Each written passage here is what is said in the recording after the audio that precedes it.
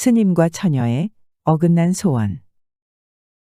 옛날 영축산 어느 절에 외진 암자에서 젊고 건장한 스님이 홀로 불경을 공부하고 있었습니다.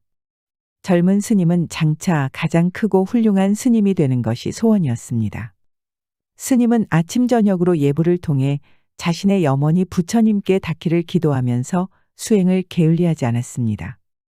아직 산기슭 군데군데에 잔설이 남아있던 어느 봄날 저녁이었습니다.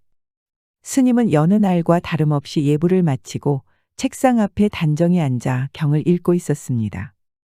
문 밖에서 문득 인기척이 나는가 싶더니 사람을 찾는 소리가 들렸습니다. 계십니까? 문을 열어보니 웬 아름다운 처녀가 바구니를 든 채 서 있는 것이었습니다. 소녀는 친구들과 나물 캐러 나왔다가 그만 길을 잃었습니다. 이리저리 헤매면서 길을 찾아보았으나 도무지 알 수 없었어요.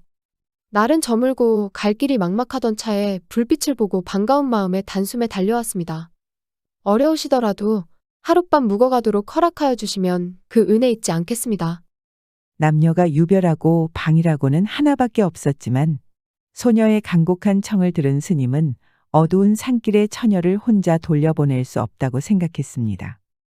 난처하긴 했지만 단칸방의 아랫목을 처녀에게 내준 스님은 윗목에 정좌한 채 경전을 읽었습니다. 아름다운 처녀의 존재감을 잊으려 스님의 독경은 밤이 꼬박 새우도록 계속되었습니다. 고요한 산중에 울려 퍼지는 그 음성은 마치 신비경으로 인도하는 듯 처녀를 사로잡았습니다. 처녀는 그날부터 스님에게 연정을 품게 되었습니다. 거의 뜬 눈으로 밤을 지새운 처녀는 날이 밝자 집으로 돌아왔으나 마음은 늘 암자의 젊은 스님에게 가 있었습니다. 연정을 품게 된 것은 처녀만이 아니었습니다.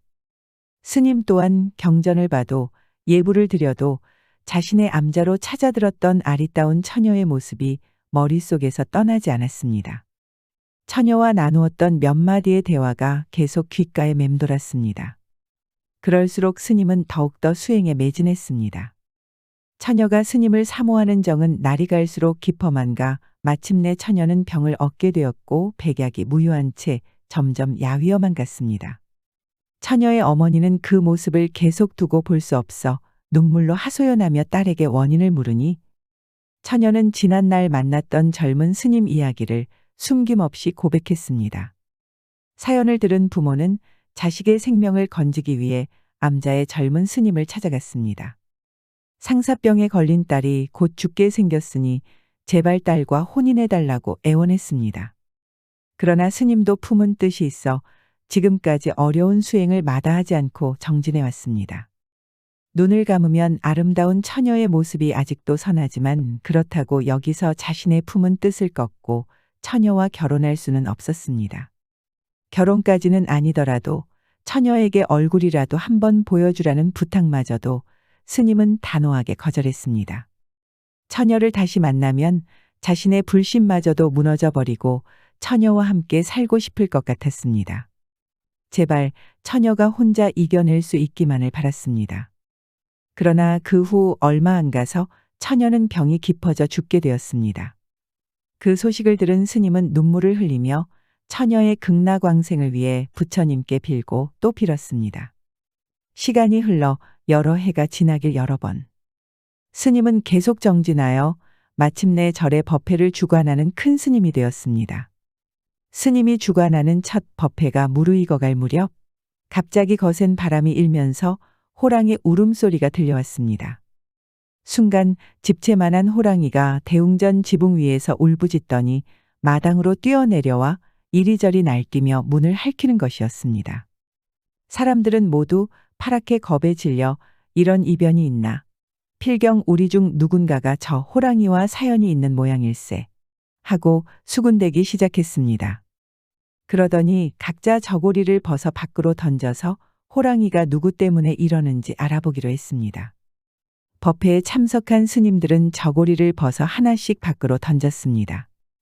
호랑이는 하나씩 받아서는 그냥 옆으로 던지더니 마지막으로 새로 취임한 큰 스님의 저고리를 받더니 갈기갈기 찢으면서 더욱 사납게 울부짖는 것이었습니다. 큰 스님은 속으로 생각했습니다. 그때 그 처녀가 호랑이가 되어 내가 소원을 이룬 날에 나를 잡아가려 왔나 보다. 나는 내 의지대로 내가 소원하는 것을 이뤘으니 더 이상 미련은 없으나 처녀는 극락왕생하지 못하고 축생으로 다시 태어나 한풀이하러 온 것이 불쌍할 뿐이로다.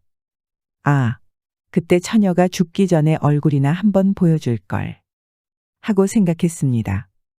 스님은 부처님께 합장으로 예를 올린 뒤 바깥 어둠 속으로 뛰어나갔고 호랑이는 스님을 낚아채 어디론가 사라져 버렸습니다. 이튿날 날이 밝자 사람들은 스님을 찾아 온 산을 헤맸습니다.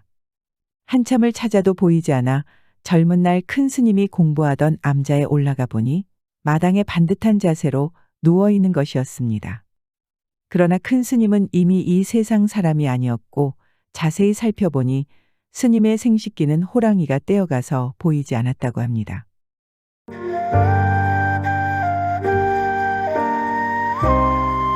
구독은 무료입니다. 알림 설정도 잊지 마세요.